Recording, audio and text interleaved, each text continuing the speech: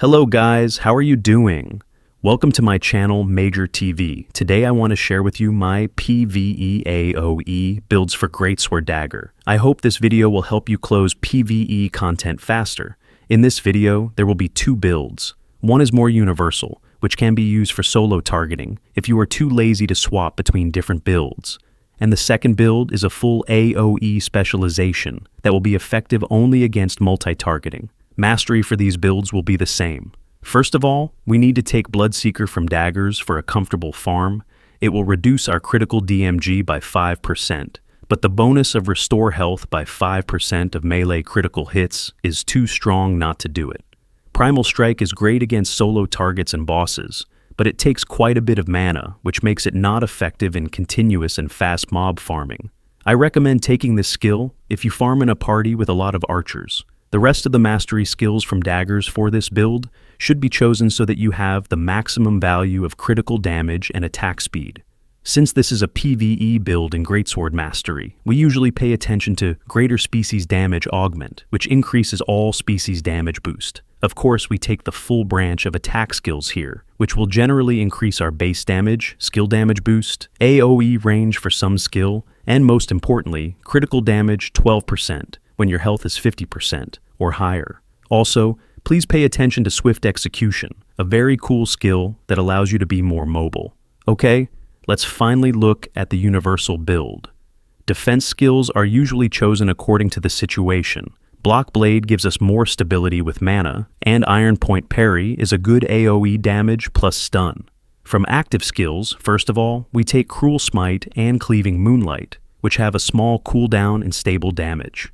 Don't forget about Willbreaker, which starts our rotation to increase the overall damage output. Stunning Blow is used here to knock down the target's fury attack and forget the damage of the next attack, usually Gaia Crash or Death Blow. Frenzied Sword Dance with specialization has a good AOE potential, but of course, you can replace this skill with Fatal Stigma. It will be just as good. Shadow Strike is used here in conjunction with Ascending Slash to increase the damage of our Crown Jewel skill, Guillotine Blade. Da Vinci's Courage is our survival basic skill, and Inject Venom we use first of all to reduce the target's defense by 152 from the passive skill Destructive Fang, which is a lot. Robust Constitution and Vital Force are our basic survival and tactics passive skills. Victor's Morale and Assassin's Step partially cover the problems with mana. Raging Frenzy, Assassin's Instincts, and Wrathful Edge are passive skills that give us more damage. I recommend using skill specialization, as you see here, as I think they are the most optimal. Let's take a look at the optimal rotation of skill builds for a universal build. We start with the Da Vinci's Courage and Inject Venom buffs.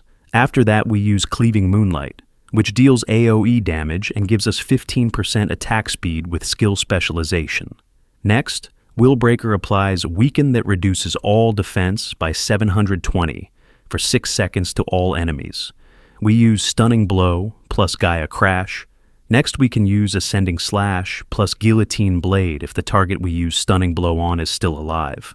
Or, for more confidence in passing the prone, use Shadow Strike before Ascending Slash.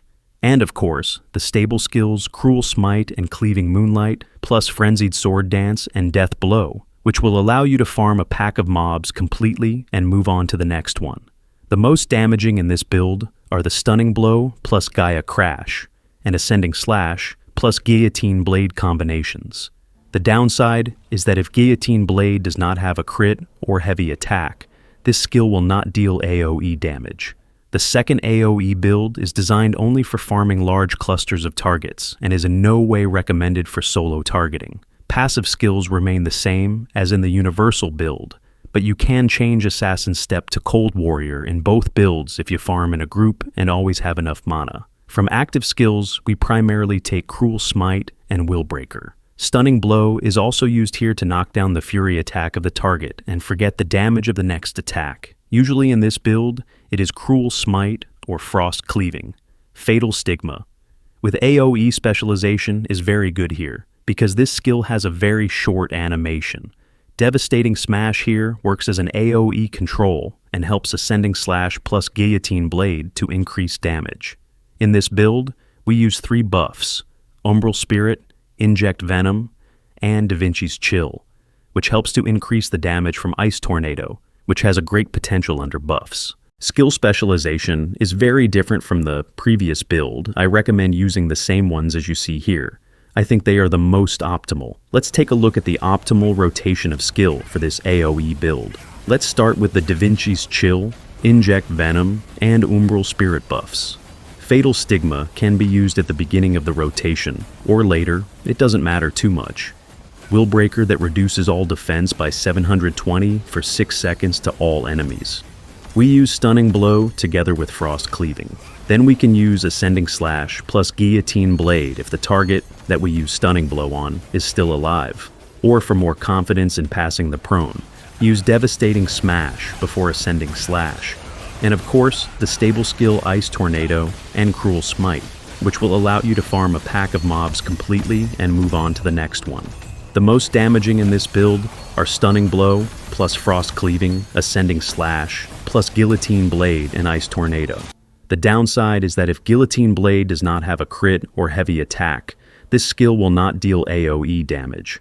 If you have a low buff duration, Ice Tornado will likely not show its full effect, as the buffs Umbral Spirit, Inject Venom, and DaVinci's Chill will end quickly. Thanks a lot to everyone who watched this video.